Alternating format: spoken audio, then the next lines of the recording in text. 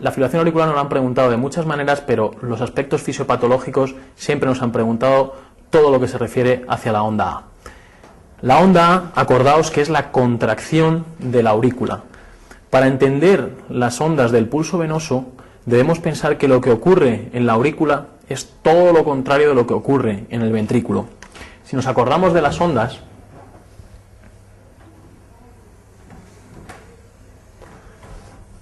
de pulso venoso tenemos 4 ondas, la onda A y la onda V, que son positivas, y el seno X y el seno Y, que son negativos.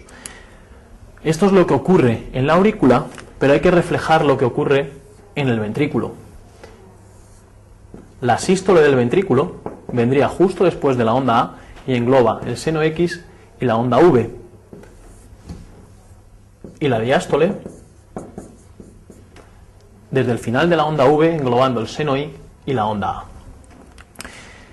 La onda A, como hemos dicho, es la contracción de la aurícula. Cuando la aurícula se contrae, aumenta la presión en las cavidades derechas y vamos a ver un aumento de la presión de la yugular por ese aumento de la presión en la aurícula derecha.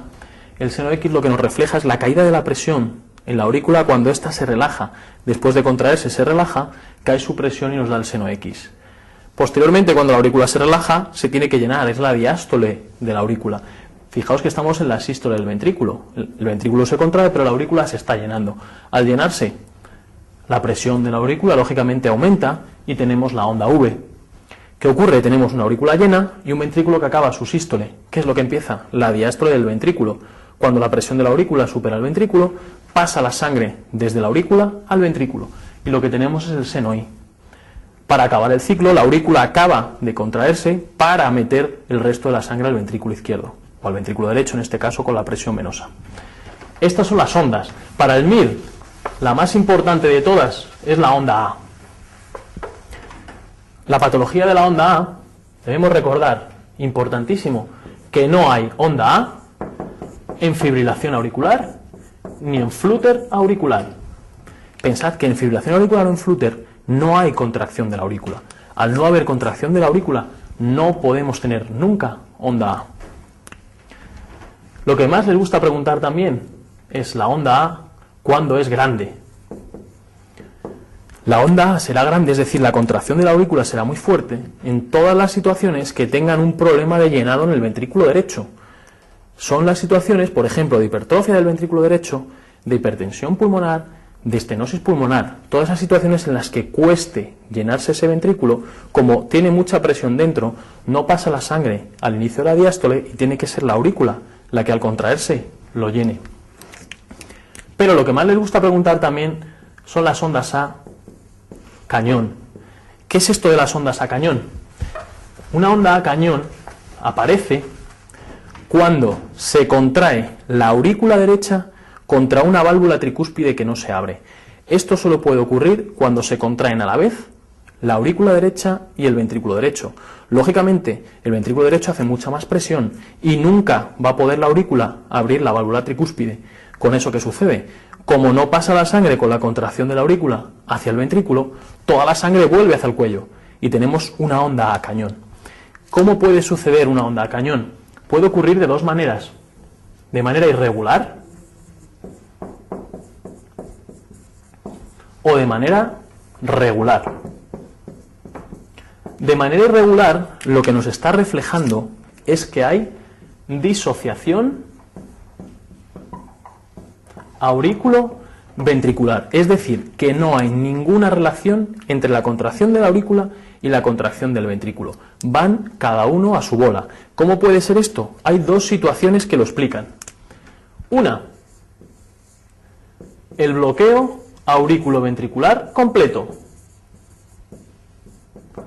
Aquí vamos a tener más contracción auricular que contracción ventricular. Nos lo van a contar como un paciente que tiene más ondas P que QRS. Pensar que todo el estímulo sinusal, 60 o 100 latidos por minuto, llega al nodo auriculoventricular, pero de ahí no pasa al ventrículo. Entonces tiene que gobernar otro marcapasos diferente en el ventrículo. ¿Qué sucede? Que el marcapaso que gobierne en el ventrículo tendrá una frecuencia inferior que la de la aurícula.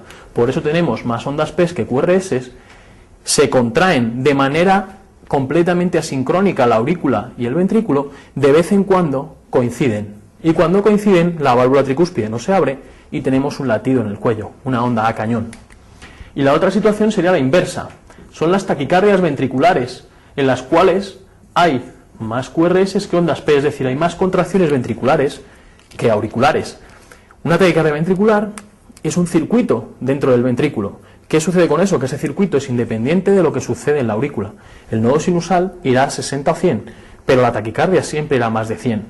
El ventrículo y la aurícula se contraen de manera asíncrona, no tienen ninguna relación sus contracciones y de vez en cuando coinciden y tendremos un latido en el cuello, una onda a cañón irregular. ¿Cómo vamos a tener ondas a cañón regulares? Las ondas a cañón regulares van a suceder en aquellas situaciones en las que se estimulen a la vez las aurículas y los ventrículos. ¿Cómo puede suceder esto? Pues la única manera por la cual yo contraigo simultáneamente las aurículas y los ventrículos tiene que venir de un estímulo que venga desde el centro del corazón, es decir, desde el nodo aurículo-ventricular. Todos los ritmos que vengan desde aquí estimulan a la vez las aurículas y estimulan a la vez los ventrículos, con lo cual continuamente se están contrayendo a la vez la aurícula y el ventrículo. Continuamente con cada latido tenemos una onda a cañón. El caso más característico de ondas a cañón regulares es la taquicardia por reentrada intranodal. Es el caso más típico. Si nos vamos a la pregunta, nos cuentan un caso clínico típico de fibrilación auricular en el MIR, nos lo van a contar como un paciente que tiene palpitaciones rápidas e irregulares. La respuesta 1 es correcta. La auscultación cardíaca puede variar de intensidad con el primer ruido. Eso es cierto.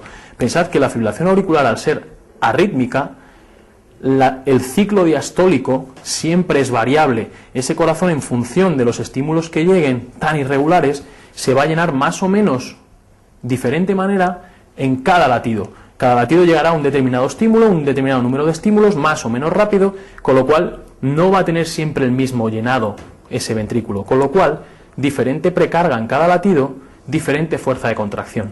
Pensar que el primer ruido es el cierre mitral y tricúspide. Cuanto más fuerte se contraiga el corazón, más fuerte sonará ese primer ruido. Si yo tengo diferente llenado y diferente fuerza, lo que va a ocurrir es que ese primer ruido va a sonar de manera variable, unas veces más fuerte y otras veces más despacio. En el electro es probable que se aprecie una ondulación de la línea de base. En lugar de ondas P, que conocemos como ondas F, eso es lo típico de la fibrilación auricular. Es una patología frecuente en los pacientes con historia de fibrilación auricular, es cierto. La fibrilación auricular suele suceder en pacientes que esa aurícula se contrae con mucha fuerza, la aurícula se dilata y hace que se predisponga a la caída en fibrilación auricular. Y fijaos, lo que nos preguntan siempre, ¿se pueden apreciar ondas A prominentes en el pulso venoso yugular? No, nunca hay ondas A en el pulso de una fibrilación auricular. Y este paciente, pues sí, requeriría anticoagulación porque es hipertenso y es un paciente de 75 años.